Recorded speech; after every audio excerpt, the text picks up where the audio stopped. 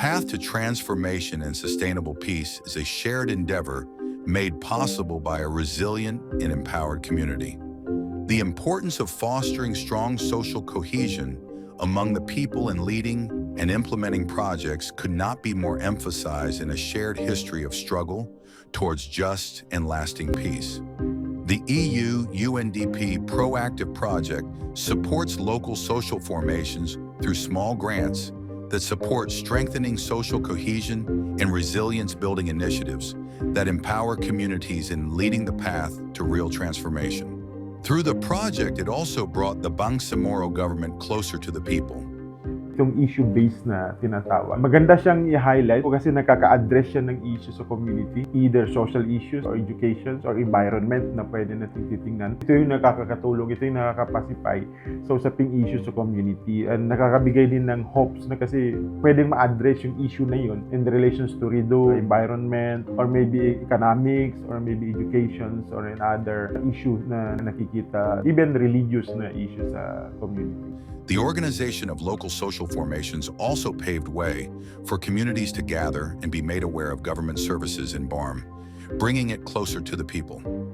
Nangyari yung pagpunta ng taga-Baguio mo Different Line Agency at doon nila nalaman talaga na ganito pala kaganda ang BARM, yung sinabi ng mga Different Line Agency na kung gusto nyo malaman yung mga programa ng BARM, meron kaming dadalhin na mga tao dito na para maintindihan yun. So, ang resulta nun ay nakapagpasya sa mga tao dahil alam na nila kung saan sila pwedeng lumapit. Nagkaroon ng engagement ng community sa pamamagitan ng proactive.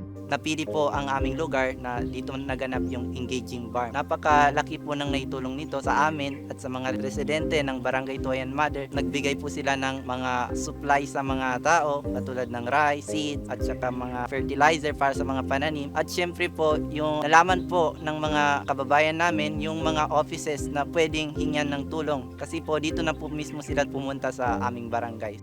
In some barangays in Maguindanao del Norte, Maguindanao del Sur, Lanao del Norte, and Lanao del Sur, they identified bamboo planting to address flooding, vegetable garden to address malnutrition, and coastal cleanup activities in Lake Lanao, among others. Tabing Lanao natin, marami plastic na tinatapon dyan. Kaya yun yung naisip natin, baka makatulong tayo sa kalikasan kasi alam na natin na pag dumami na ang mga basura dyan sa tabi ng Lanao, maraming namamatay lalo na sa mga isda. Kaya nga ang ilisip natin, bumuo po ng committee magsulat ng resolution para kahit paano makatulong naman ang BLGU natin tungkol sa paglinis ng tabing Lanao natin. Actually, alam natin ang LSF ay binubuo na yan magmumula sa iba't ibang grupo at iba't ibang sektor na pamumuhay sa barangay. Halimbawa, nandiyan na yung mga traditional, pati mga professional ay kasama rin. Kaya pinapatibay natin yan, pinapalakas natin yan upang lahat ng sektor sa community may contribution. Sa tabing ilog po, doon kami nagtanim, nagsama-sama po lahat ng member nung binigay na po sa amin yung project. Hindi lang po doon sa mismong tabing ilog, pati na rin po doon sa mga lupain na dinadaanan ng tubig para pag dumating yung tag-ulan, hindi na gaano malawak yung epekto ng baha. Ngayon po, yung kawayan namin is napapakinabangan na ng aming mga residente kapag merong gumagawa ng mga bagay na gawa sa kawayan, doon po kami kumukuha at napapagkakitaan din po ng ibang mga residente namin dito sa Barangay Toyan Mother. Siyempre, malaki yung maitutulong niya sa amin ang garden. Bukod sa hindi na kami makakabili ng pang-ulam namin, saka yung naharvest namin, pwede pa namin ibintas dyan sa tambo, may padian sa dyan every Monday. With the local social formations that is part of the project, be assured of that there will be operation and maintenance of the sub-projects, especially the infra and yung livelihood projects, no?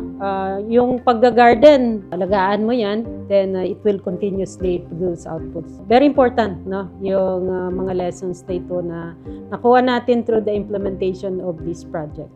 Maraming salamat sa European Union at saka sa UNDP na nagkaroon kami ng mga ganitong mga proyekto. Lubos kaming nagpapasalamat sa European Union, saka mga ibang sektor na tumutulong sa amin. Kami po ay taos-pusong nagpapasalamat sa nagbigay sa amin ng tulong. Napakalaking bagay ito sa amin.